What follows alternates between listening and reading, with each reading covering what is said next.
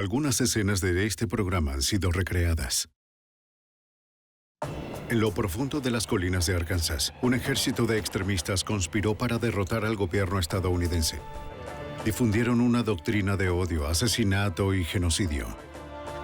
Provocaron incursiones de muerte en iglesias y sinagogas, bombardeos en servicios públicos y el asesinato de un soldado del Estado. Los agentes federales deben desmantelar a los renegados radicales sin incitar una guerra sangrienta. La evidencia se acumula, no hay sospechosos evidentes.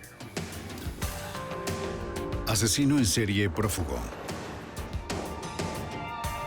Ted Kaczynski es arrestado.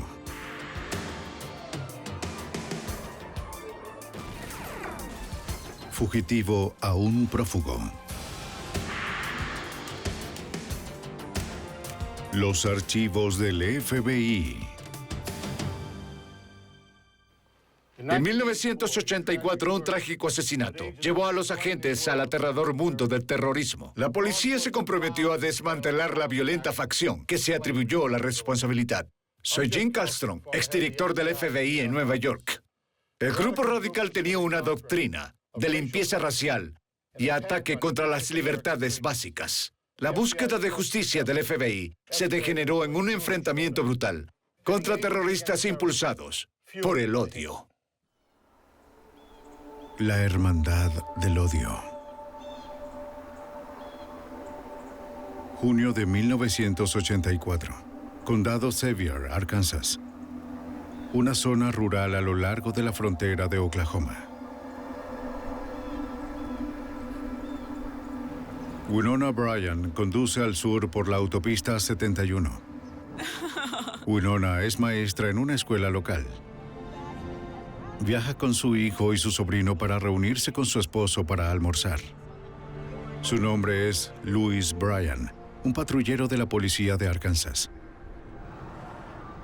Patrulla esta sección de la vía. En medio del camino, Winona observa una patrulla en un lado de la carretera. Ella reconoce el número de identificación. Es el auto de papá. No ve a Louis en ninguna parte. Algo está mal. Winona les dice a los niños que no salgan del auto. No salgan del auto.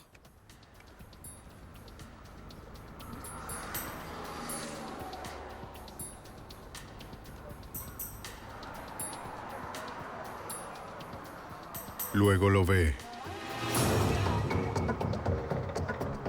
cubierto de sangre. ¿Luis? ¿Luis? ¿Luis? ¿Luis? ¡Oh, Dios mío! ¡Luis! ¡No! ¡No!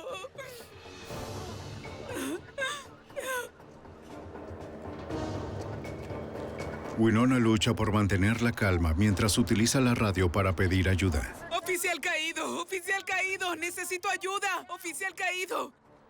¡Ayuda! Le dice a la operadora que Louis está inconsciente. Al parecer le han disparado.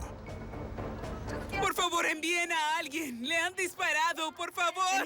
La operadora de la policía de Arkansas alerta en todas las frecuencias policiales sobre un oficial caído. Caído en la autopista 71. Un motociclista se detiene para ayudar. Winona percibe un latido cardíaco débil, pero su marido no respira. Administra RCP hasta que llegan las autoridades del condado.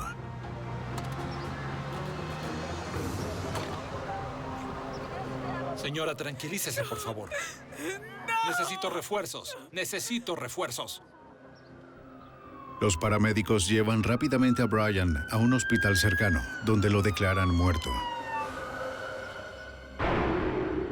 El patrullero Louis Bryan era un respetado veterano de la policía del estado de Arkansas. Deja a su esposa Winona y a sus 2 hijos.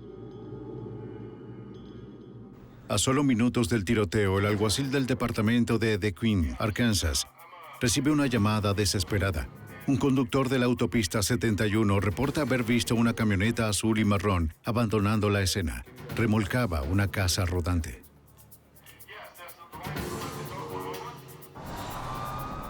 La policía de Broken Bow, Oklahoma, avista la camioneta conduciendo hacia el oeste. El conductor se rehúsa a detenerse, pero la policía forzosamente lo hace a un lado en la vía. Cuando los oficiales abordan la camioneta, el conductor saca un rifle y comienza a disparar.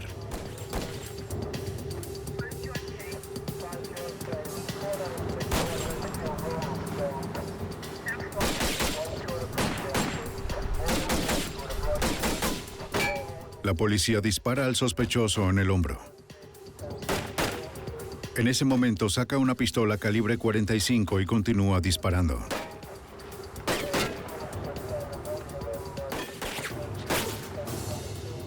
Los oficiales le disparan 4 veces más. Finalmente, logran hacerlo caer. ¡No te muevas! ¡Las manos! ¡Muestra las manos ahora!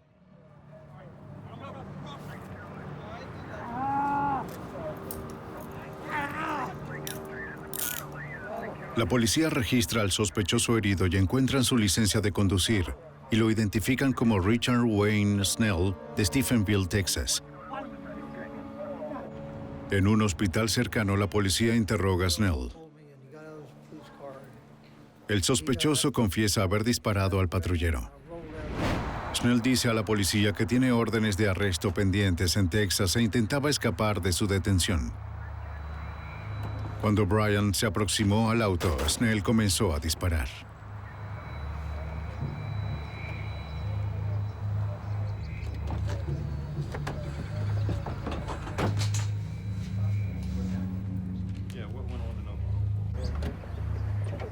Agentes de la Oficina de Investigación del Estado de Oklahoma revisan la camioneta de Snell. Encuentran una pistola semiautomática calibre 22 y una granada dentro de una caja de metal.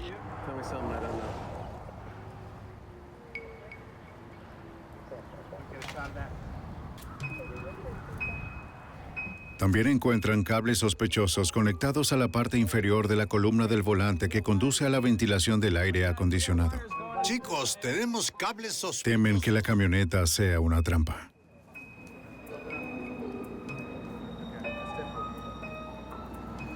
Los investigadores solicitan un escuadrón de bombas a la patrulla de carreteras de Oklahoma.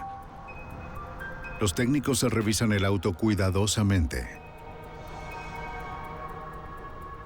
Luego de varios minutos de tensión, concluyen que la camioneta no está manipulada para explotar. ¡No tenemos una bomba!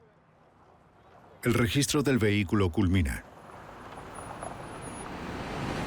Los investigadores encuentran más armas, incluida una pistola MAC-10.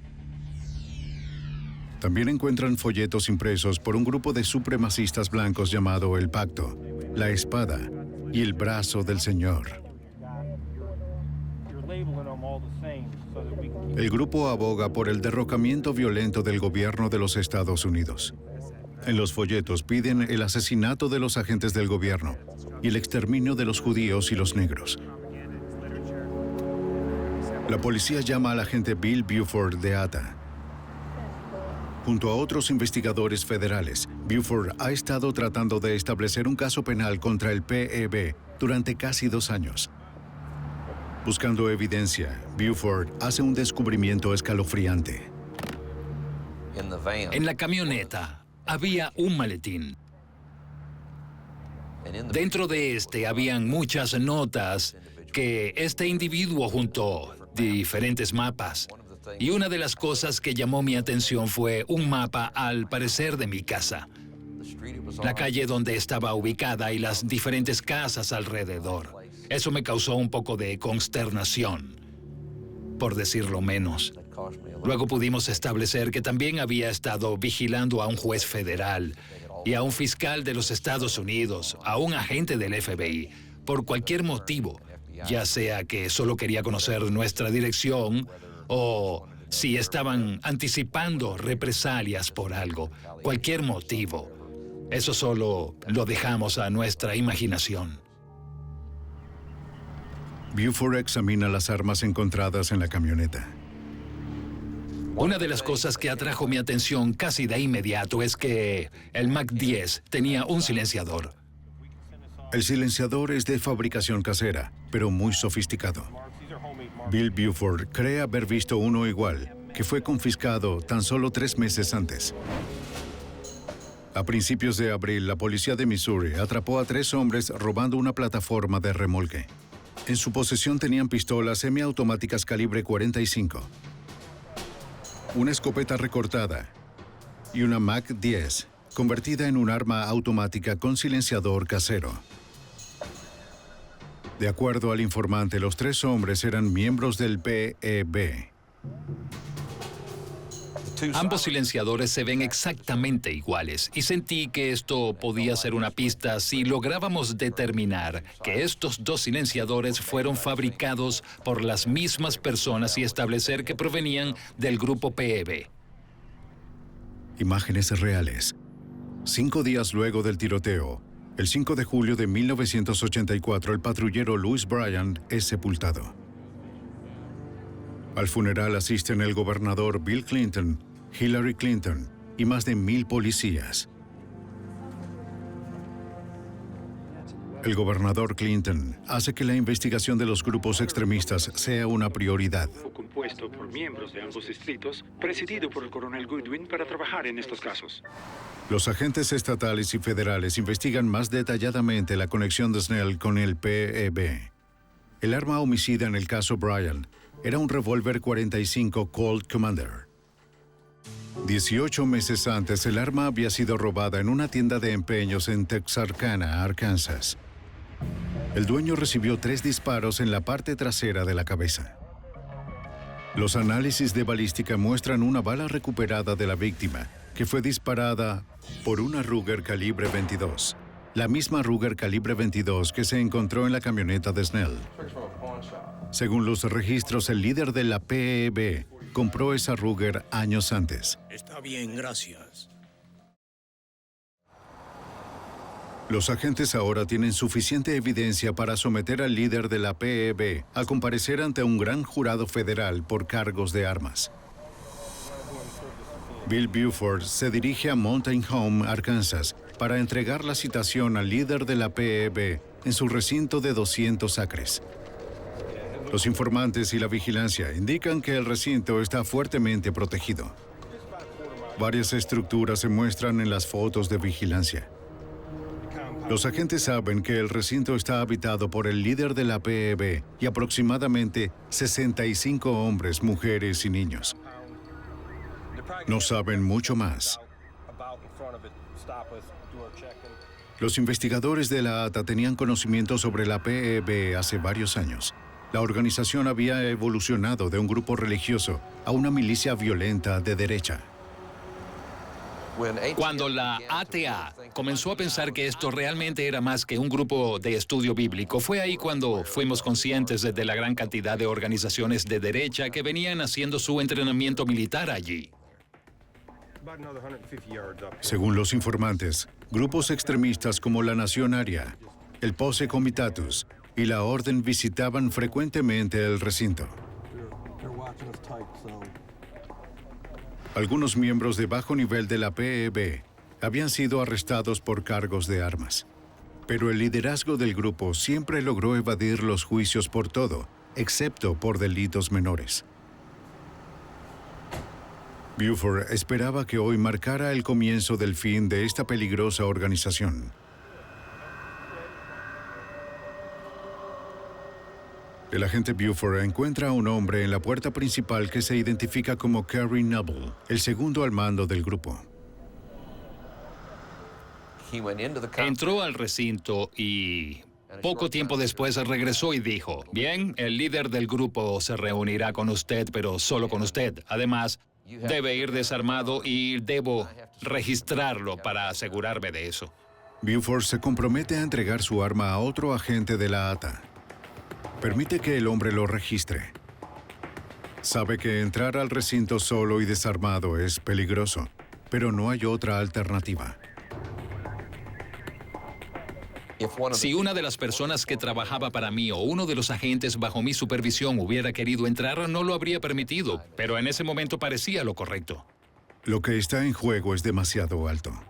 El grupo es muy peligroso. Buford necesita demostrar a la PEB que los agentes federales no se dejarían intimidar.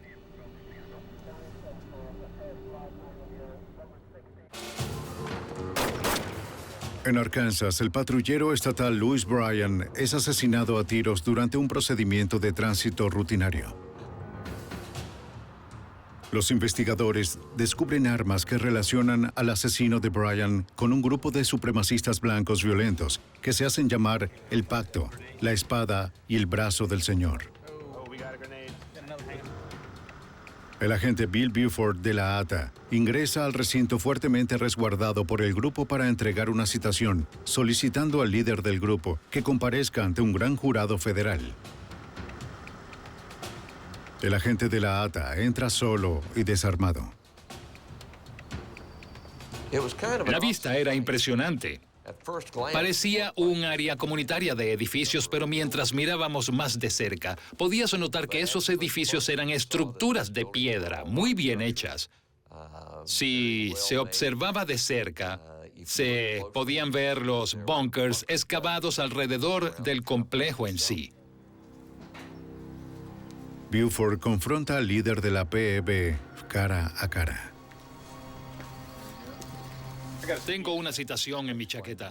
Le expliqué que tenía una citación de un gran jurado federal de Muskogee, Oklahoma, y que debía asistir en la fecha de la citación. La citación es con relación a las armas involucradas en el asesinato de un patrullero del estado.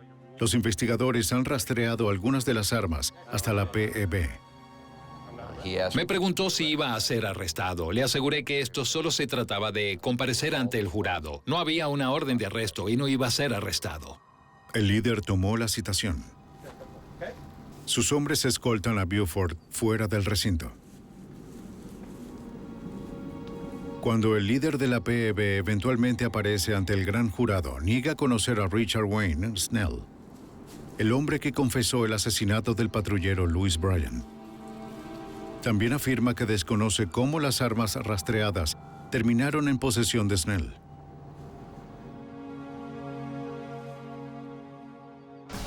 El 1 de noviembre de 1984, Richard Wayne Snell es declarado culpable de homicidio capital por la muerte a balazos del patrullero estatal Louis Bryan.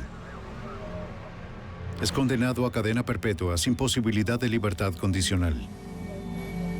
El mismo día, Snell es acusado de asesinato del propietario de una tienda de empeños en Texarkana, Arkansas.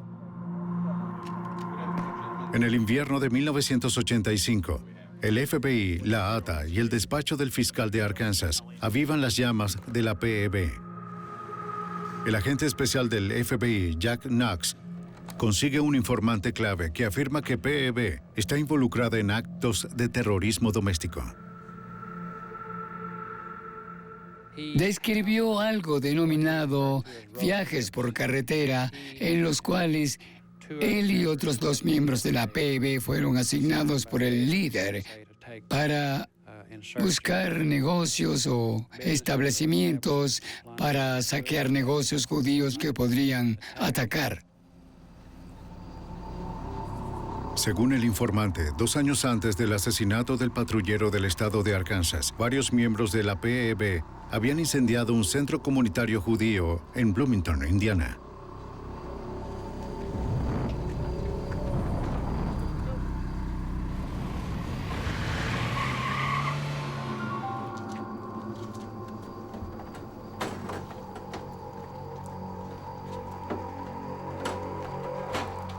El informante afirmó que al mismo tiempo la PEB bombardeó una iglesia en Springfield, Missouri, que recibía miembros homosexuales.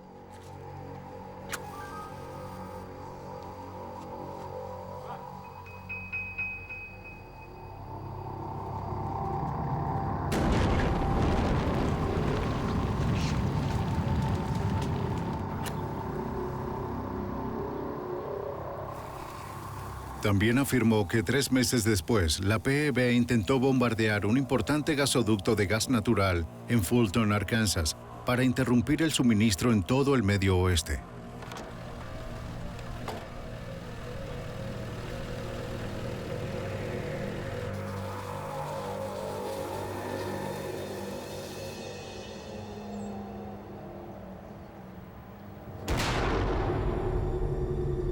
No tuvieron éxito.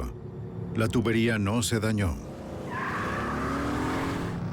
Pero el fiscal auxiliar Steve Snyder pudo notar un peligroso patrón emergiendo. A nuestro parecer, estos eran actos aleatorios de violencia. Pero después de que este individuo confesó, todo dejó de ser un grupo de actos aleatorios de violencia. Se convirtieron en parte de un plan para atacar a los Estados Unidos e intentar perturbar las actividades del país y a sus ciudadanos.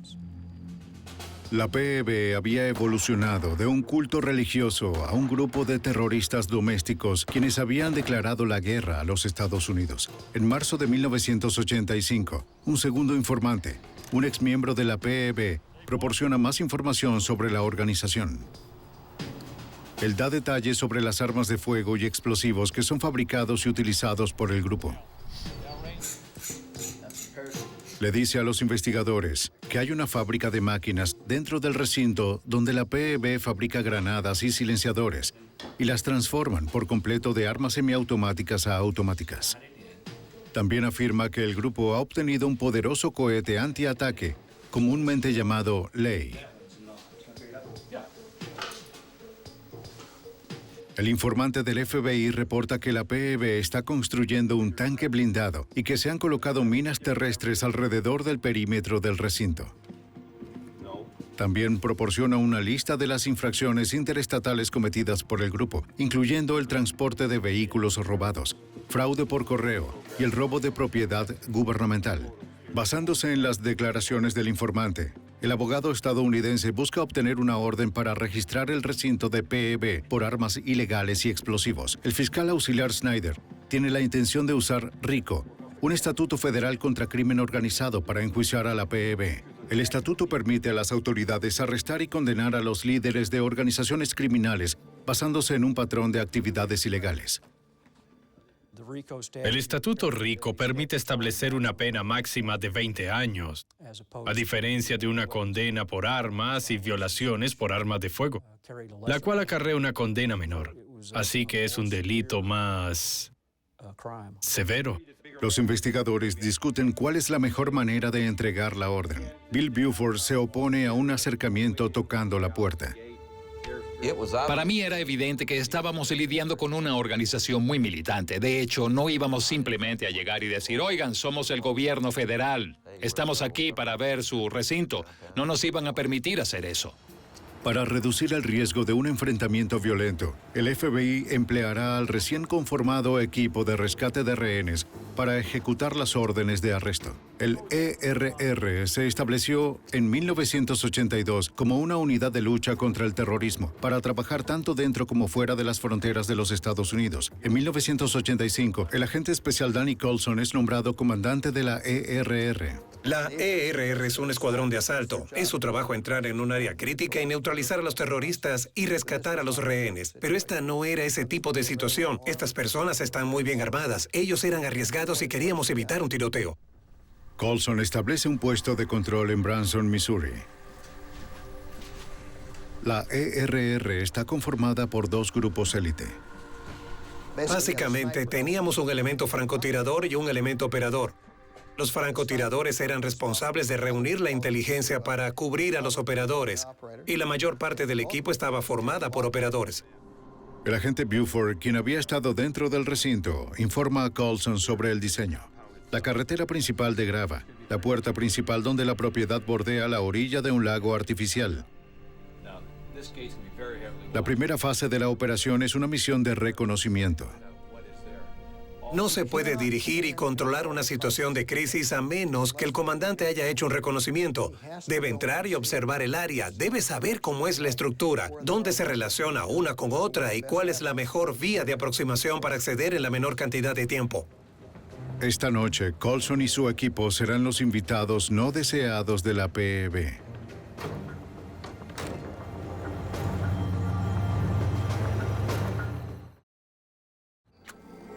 En Arkansas, las autoridades locales y federales creen que un grupo extremista está involucrado en terrorismo doméstico. Se hacen llamar la PEB, el pacto, la espada y el brazo del Señor.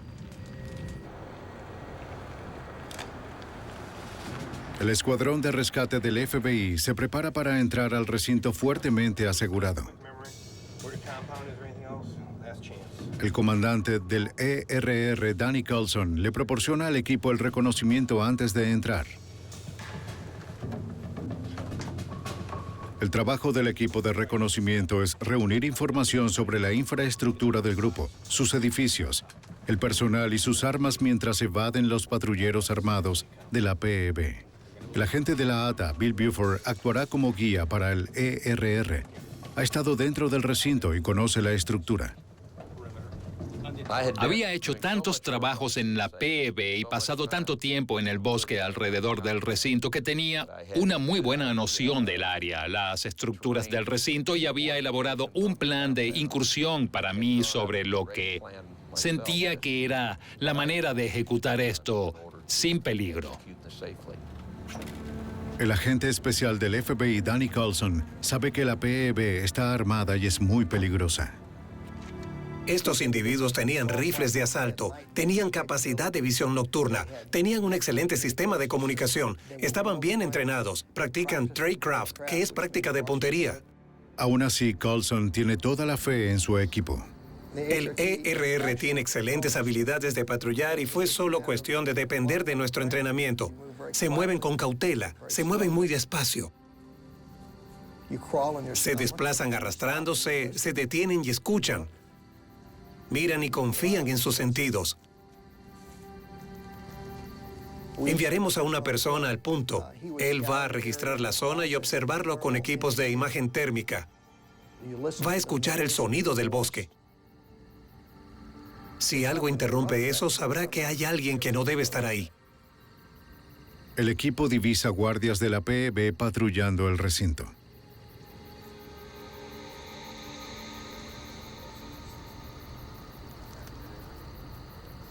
Están armados con rifles de asalto.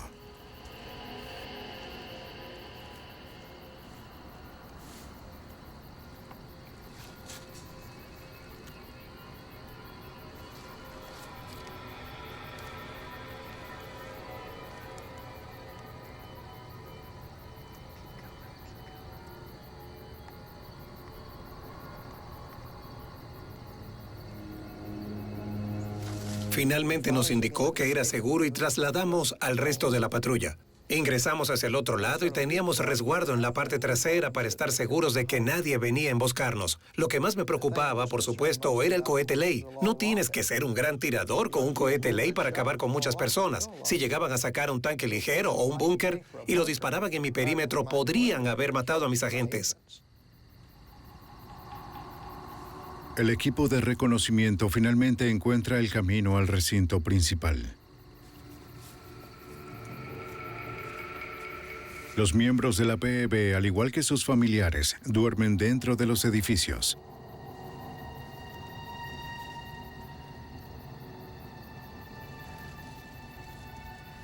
El líder del equipo de asalto necesitaba saber cómo se veían las estructuras en caso de que tuviéramos que penetrar en ellos. Así que existe la posibilidad de que pueda haber un pacto suicida entre esas personas. Podrían comenzar asesinando a los niños. Eso ha sucedido antes. Así que debíamos estar preparados para entrar, ser rápidos y salvar vidas inocentes. Gracias a la misión de reconocimiento, Coulson sabe exactamente cómo es la distribución del recinto y lo que debe hacerse. Bien, lo que el reconocimiento realmente enfatizó fue que no queríamos agredir a estos chicos. Haríamos lo que tuviéramos que hacer, pero ocasionaría una gran pérdida de vidas de su lado y probablemente del nuestro. El recinto ocupa 200 acres de tierra. Si Coulson espera resolver esto sin derramamiento de sangre, necesitaría muchos más hombres. Después de ver la extensión que ocupaba la estructura, sabía que 50 hombres no eran suficientes. Coulson pide 200 agentes del FBI adicionales a las oficinas de todo el país. Necesita esconderlos en la pequeña comunidad sin alterar a la PEB. Sabiendo que Mountain Home, Arkansas, es famosa por la pesca deportiva, los agentes del FBI se disfrazan de pescadores. Se registran en los campamentos de pesca ubicados a lo largo del río. El plan era utilizar barcos pesqueros para acercarse al recinto en su punto más débil, desde el lago. Mientras los agentes se preparan para trasladarse al recinto, Coulson informa al agente especial Clint Van Sant de la unidad de negociación de rehenes del FBI. Tienes cerca de 5 opciones en cualquier tipo de situación. Puedes contener, aislar y negociar. Puedes contener y exigir la rendición. Puedes usar francotiradores, puedes usar gas pimienta o puedes realizar un asalto táctico y directo y abrumarlos con el personal y capacidad armamentista. En estos últimos 3 mueren personas. Se toma la decisión de contener, aislar y negociar. Danny Coulson es el eje en las 3 fases de la operación. Comencé a creer rápidamente que el líder de la PEB no iba a querer conversar con un negociador del FBI de menor rango. Él va a querer hablar con su equivalente táctico. En este caso será Danny Coulson. Y yo no me sentía cómodo con eso. Soy una persona táctica. Yo había sido un francotirador, un miembro del equipo SWAT, y entrené como operador, y no estaba entrenado para ser un negociador. No sabía si podía lograrlo. Estaba mucho más cómodo yendo tras el tipo que tratando de hablar con él. Pero Van Sant convence a Coulson de que es el hombre para el trabajo. He visto cientos de negociaciones. Es decir, cada vez que un equipo táctico es desplegado, un negociador los acompaña. Y básicamente, Clint Van Sant me enseñó algunas técnicas y estrategias de negociación. Luego de 10 días de reconocimiento y planificación, el agente especial Danny Coulson y el equipo de rescate de rehenes del FBI están listos.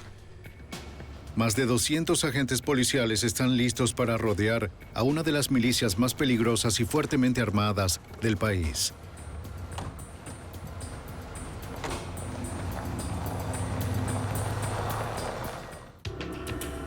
En 1985, el FBI se acerca a la PEB, una organización paramilitar en Arkansas.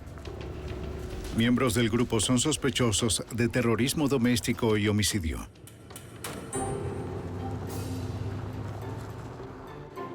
Más de 200 agentes, liderados por el equipo de rescate de rehenes del FBI, hacen su jugada. Francotiradores y operadores del ERR se distribuyen a lo largo de un lago que bordea el recinto. Su misión es establecer un perímetro trasero.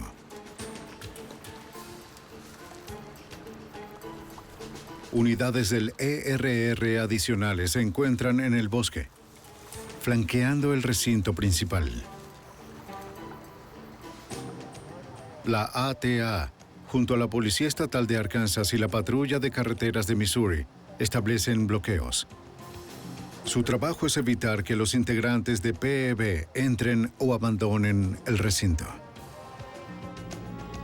Un avión de vigilancia del FBI llamado Night Stalker sobrevuela a una altitud de más de 15,000 metros.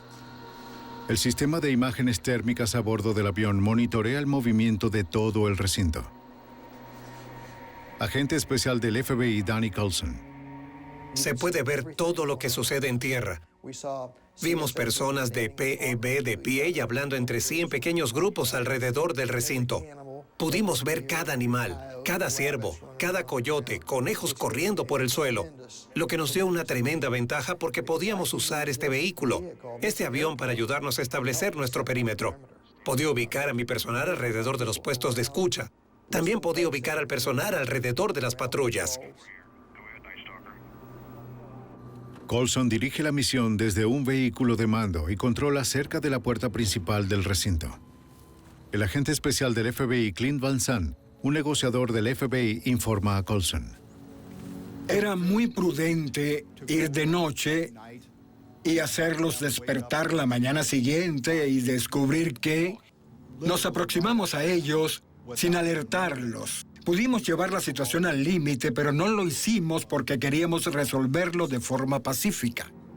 Los francotiradores del ERR vigilan el recinto desde las posiciones de dentro y cerca de la puerta principal. Dentro de 10 minutos informan que 2 hombres están saliendo del recinto y acercándose a su posición. Francotirador 1 a comando. Copiado. Instrucciones, por favor. Individuos acercándose a la puerta del recinto, en espera de instrucciones. Me comuniqué de nuevo y le pregunté, ¿saben que estás ahí? Me dijo, no nos han visto aún.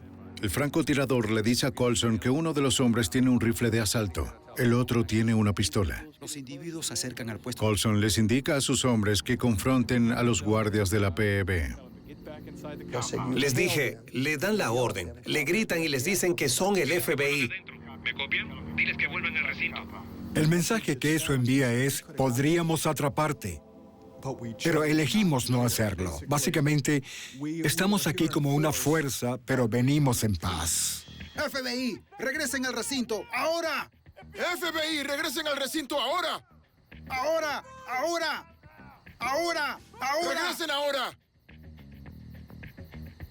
Quería que adquirieran el hábito de seguir mis órdenes o las de mi equipo y mostrarles que no estábamos allí para hacerles daño. Recibimos información de los agentes tácticos que ven luces que hay actividad dentro del recinto. ¿Quieres que vaya contigo? No, es mejor que esperes aquí. Minutos después, otro hombre camina hacia afuera del recinto. ¿Quién está allí? Les di instrucciones de que permitieran que se acercara y que 2 operadores lo tomaran en custodia. FBI, quieto. No se mueva. Quieto. No le ordené que entrara de nuevo porque quería comenzar a dialogar. Es momento de hablar ahora. Algunas veces, una de las cosas más difíciles en un punto muerto es encontrar con quién conversar. No siempre logras que hablen contigo. El hombre se identifica. Es Gary Noble, el comandante adjunto de la PEB. Lo primero que le dije es que necesitábamos entablar un diálogo y buscar una solución pacífica, que no estábamos ahí para lastimar a nadie, pero que no podían atacar. Si ellos comenzaban una guerra, nosotros la terminaríamos. Noble dice que transmitirá la petición del FBI de hablar con su comandante.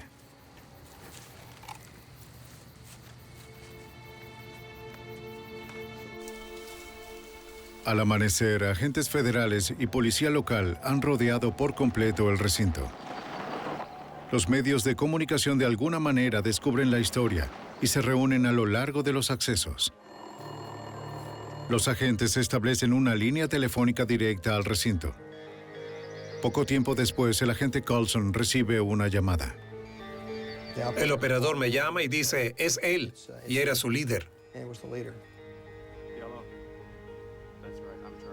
Y básicamente dije lo mismo que le habían dicho a su adjunto. Somos el FBI, mi nombre es Danny Coulson, tenemos una orden de arresto en su contra. El líder acepta salir a hablar con una condición: que no va a ser arrestado. De lo contrario, su gente iniciará una batalla.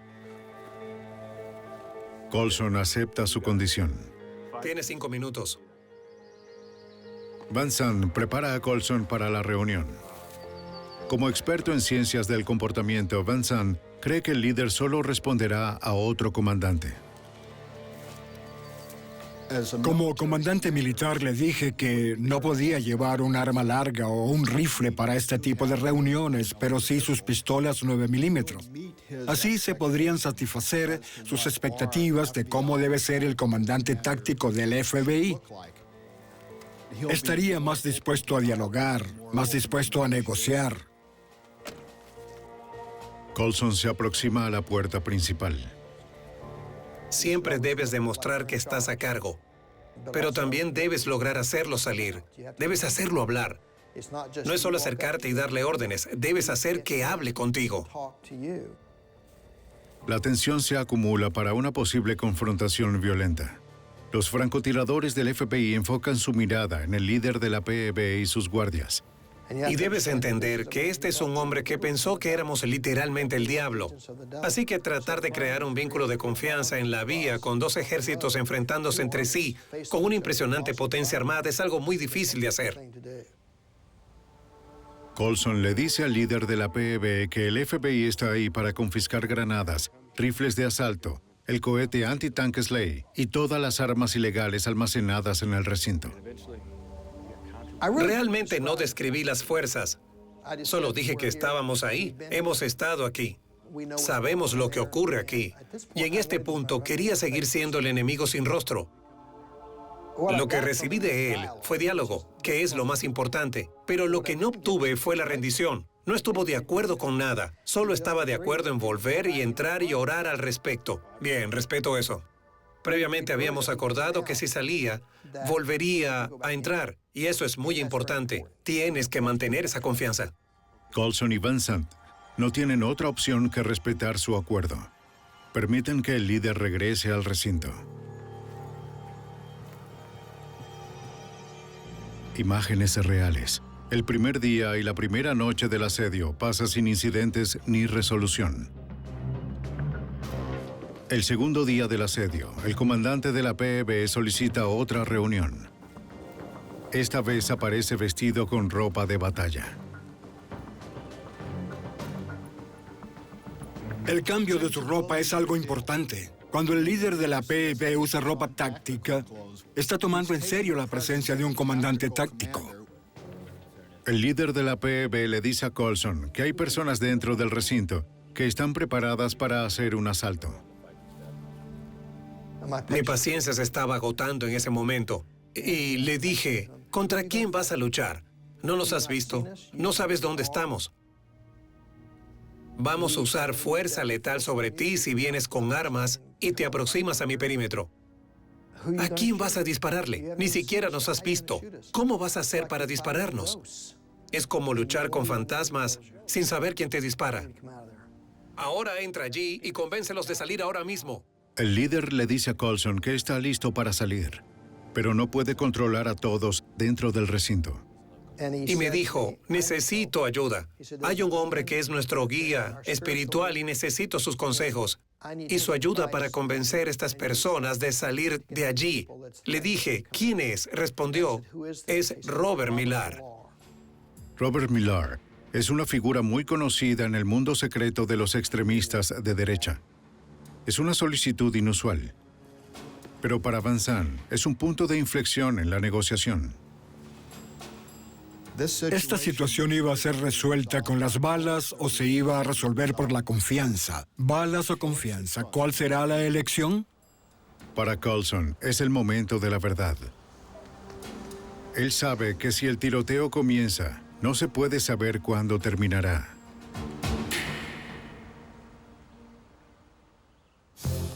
En las montañas de Arkansas, más de 200 agentes policiales rodean un recinto armado.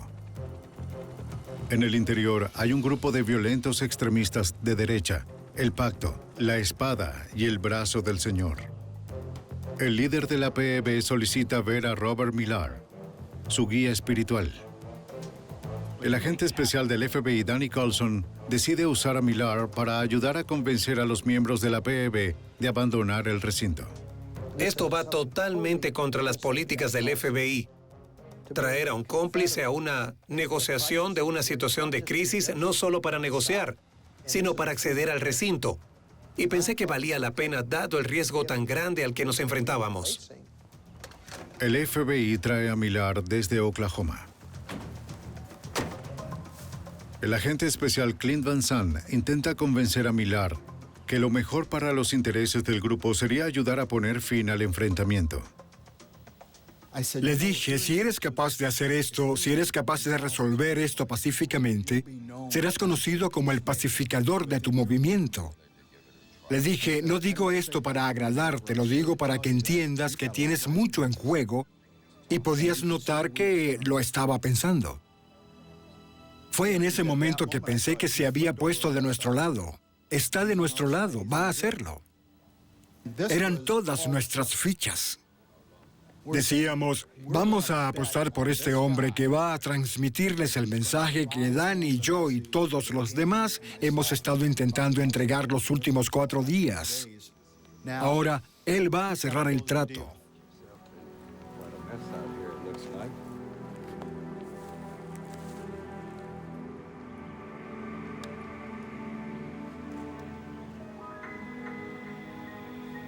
Y llamó desde el teléfono del recinto. Millar dijo, bien, he estado conversando con ellos, pero no he podido resolver nada. Le dije, de acuerdo, tienes otra hora. Bien, en verdad, no podemos controlarlo. ¿Qué es lo que vamos a hacer? ¿Entrar y tomarlo por el cuello y sacarlo por la fuerza del recinto donde había 50 personas armadas? Entonces, debe ser muy cuidadoso de no decir, vas a salir de ahí porque entonces habría sido evidente que éramos un traje vacío, un tigre de papel, y no podíamos permitir que eso sucediera, así que debía ser así. Realmente te necesito fuera de allí en 1 hora. Llamó 1 hora después y dijo, necesito más tiempo con estos chicos. Creo que puedo lograrlo, estoy cerca de convencerlos, pero necesito más tiempo. Y comenzamos a pensar que quizá podría pasar toda la noche ahí dentro. En la mañana del 22 de abril, el día 4 del asedio, Millar y los líderes de la PEB abandonan el recinto. Por primera vez, desde el comienzo del punto muerto, no hay hombres armados junto al líder. Salieron y dijeron, tenemos un acuerdo para rendirnos, vamos a salir y entregaremos nuestras armas de forma pacífica. Colson recibe las noticias con cauto optimismo. Les dije, es una gran decisión, pero necesito que entiendas que es mejor que no sea una trampa para intentar fugarse, porque no sobrevivirás. Mejor que sea una rendición. Colson le concede al líder 15 minutos para juntar a su gente y sacarlos del recinto. Y poco después recibe un informe del equipo de francotiradores sobre su acercamiento. Están saliendo. Los francotiradores informan que visten ropa de civil. No hay armas visibles ni ropa de batalla. El asedio ha terminado. No se ha hecho un solo disparo. Era el final por el que todos habíamos orado y lo logramos. Los agentes de la ATA y el FBI registran cuidadosamente el recinto, acompañados por el comandante adjunto de la PEB, Kerry Noble.